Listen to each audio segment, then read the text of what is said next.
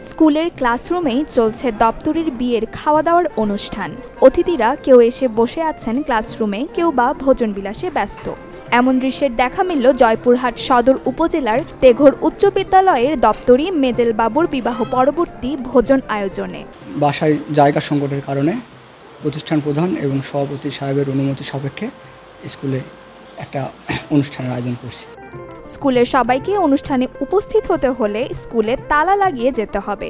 তাই দুটি ক্লাস পর শিক্ষার্থীদের ছুটি দিয়ে ক্লাসরুমেই রান্নাবান্না ও আপ্যায়নের এমন আয়োজন। মাননীয় সভাপতি বললাম, ভাই এই অবস্থা দেন পরীক্ষা রীতিমতো নিয়েছি, আমরা পরীক্ষা নিয়েছি, শেষ করছি, বরাবর স্কুল ছেড়ে দিয়েছি। একটার সময় দুটো ক্লাস দুপুরে ছেড়ে দিয়েছি। এই এখন সারাও সাথে দাওয়া সারা খাবে, আমরা খাবো, গেস্টরা আসবে। এই মানবিক কারণে করা, এটা অন্য কিছু না।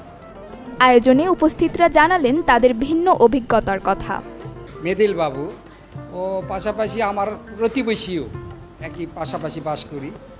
ছেলেটা মোটামুটি সৎ বা ভালো বা যোগ্যবান। সে টেকের স্কুলেরই ছেলে, মানে এখান থেকে পড়াশোনা করছে, এখানে এখন চাকরি করে। মানে আজকে এখানে এসে নিজের হাতে খাওয়াচ্ছে, অনুষ্ঠান করতেছে, নিজের হাতে সব কিছু করতেছে। এখানে আসা আমাদের খুব ভালো লাগছে। এই স্কুলের ছাত্র বর্তমানে এই স্কুলে চাকরি করতেছে এবং আজকে তার বিবাহ অনুষ্ঠান এই স্কুলে অ্যারেঞ্জমেন্ট করছে খাওয়া দাওয়ার। আমরা তার মেহমান হিসাবে এখানে উপস্থিত। একই বিদ্যালয়ে পড়াশোনা ও চাকরি করে সেই বিদ্যালয়েই নিজের বিবাহের অনুষ্ঠান শেষ করতে পেরে আনন্দিত দপ্তরি মেজেল বাবু।